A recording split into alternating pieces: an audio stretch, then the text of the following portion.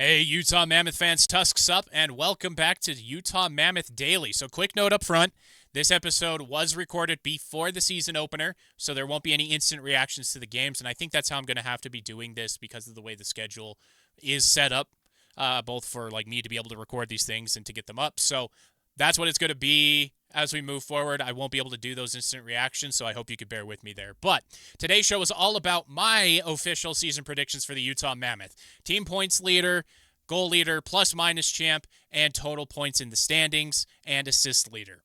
So let's jump right in. And this is not a recap of somebody else's. So this is all original content for you today. So my first prediction is Clayton Keller will once again lead the Mammoth in both points and assists, and this time he's breaking the 100-point barrier. Keller's going to have all the tools to do it. He's got Cooley or McBain or Kerfoot, anybody. There's a plethora of centers that he's going to be able to play through the middle. Dylan Guenther will probably be matched up with him, as will Nick Schmaltz, pulling defenders. Dylan Guenther will pull those defenders with the lethal shot, and J.J. Peterka adding another scoring threat behind him. For the first time, Keller doesn't have to carry every shift, and that's what makes him even more dangerous now that he's not the sole threat on the ice. He's coming off a 90-point season where half the roster was still learning each other's tendencies, growing into the league. Now the chemistry is there, the confidence is there, and the structure is more in place. I think Keller lands somewhere around 102 to 105 points, with 60 or so of those coming as assists. He's the engine of the team, and this year that engine's running in overdrive. Now, if Keller's the top guy, my runner-up is going to be Logan Cooley with around 90-ish points. And it's not just because he's playing for a fat bag. This is the natural evolution of a young dynamic center who already took massive steps in his first two seasons. Cooley's skating, his vision, his creativity, all of it screams breakout to me. He's going to force his way into the national conversation this year. Utah fans already know how good he is. We all know. We see it. The rest of the league is about to find out. Next up, I've got goal leaders. So, my pick for the team's leading goal scorer, you would think it'd be Clayton Keller because of the 100 points, but it's actually going to be Dylan Guenther. And I'm calling for more than 40 goals for him this season. We've always known about the shot. He's a sniper. It's elite. One of the quickest to get the puck off his stick towards the goal.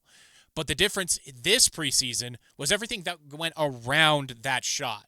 Gunther's driving the net more. He's taking contact instead of leaning away from it. He's battling in the corners, and he's even on the penalty kill. That complete game development is what's going to separate him from being just a sniper to being a legitimate top-line finisher. He's going to get clean looks from Keller, Cooley, Peterka, Schmaltz, whoever he plays with.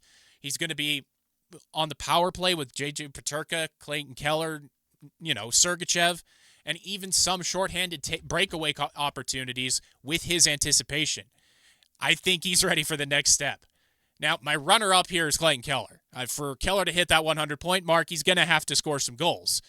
Probably somewhere in the 35 to 38, maybe even 40 range. So while Gunther's my bet to lead the way, Keller won't be far behind. I could absolutely see both of them cracking 35 goals scored with one of those fun, friendly internal races that pushes both players to another level. Now, I'm going to move on to my third prediction, which is plus-minus, which is kind of a stat that's fallen out of favor because it can get pretty wonky. But the plus-minus champion for the second straight year is going to be Jack McBain. He's the kind of player who does all the dirty work that doesn't necessarily show up on the score sheet or highlight reels, blocking shots, winning board battles, clearing pucks on the PK, and setting up possession resets so his line mates can make something happen and drive out on the odd man rush. He's a stabilizer. You never have to worry about what side of the puck McBain is on. Even though penalty kill minutes can hurt your plus-minus, he's so disciplined that it evens itself out. Now, my runner-up is Nick Schmaltz. I know his minus numbers were pretty bad last year, but he did have really good even strength numbers last year. He's smart positionally, handles defensive zone exits really well, and he reads plays as well as anyone in the middle six. And he's also in a contract year, so he's going to be trying to do whatever he can to get that stat sheet in his favor so that he can go into the open market and get as much money as possible. So if McBain has a rough stretch or misses time, Schmaltzy is absolutely capable of taking that crown.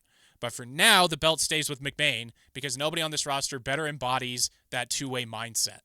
And finally, we're going to go to the big prediction, the big one. How many points will the Utah Mammoth finish with this season? nationally, the bar is around 90, 91, 92 points. If you go to like the betting sites, it's 90, over under is 90.5, 91.5, even 88.5 I saw in some places.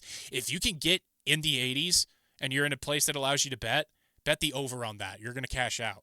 But this team is going to finish with 102 points. That's my prediction. Why? Because this team they're more complete than it was a year ago. The goaltending situation is stable now. Karel Vejmelka has found his groove. Vitek Vanacek should be a solid enough backup to keep him fresh. The blue line is healthier, deeper, and tougher to play against. Sergachev, Durzi, Marino, they're all healthy, and they're in more natural roles. They've played together a lot now, and that matters over the course of 82 games. Utah also has something it didn't last year. Genuine confidence. You can sense it in how Andre Turigny talks about this group. You can sense it in how Clayton Keller talks about the group. They expect to compete. They expect to win those tight games. Now, in terms of range, best case scenario, everything clicks. Keller hits triple digits like I predict. Cooley breaks out. Vejmelka stays sharp. And we're talking about 105 points and home ice in round one. Worst case scenario, the depth scoring dries up, which is a genuine fear of mine. Injuries pop up again, another one, and the team plateaus around 90 points where they were last year.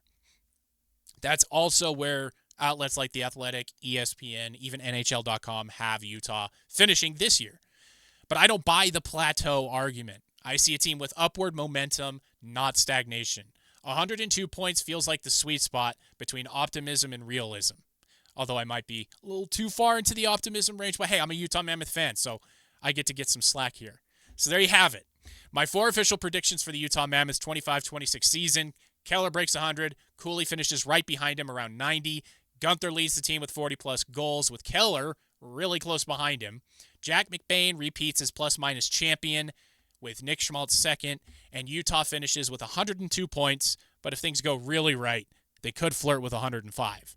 We'll see how wrong or right I am as the season gets rolling. Either way, it's going to be a fun ride. I'm Matt. This is Utah Mammoth Daily. Tusks up, and I'll see you all tomorrow.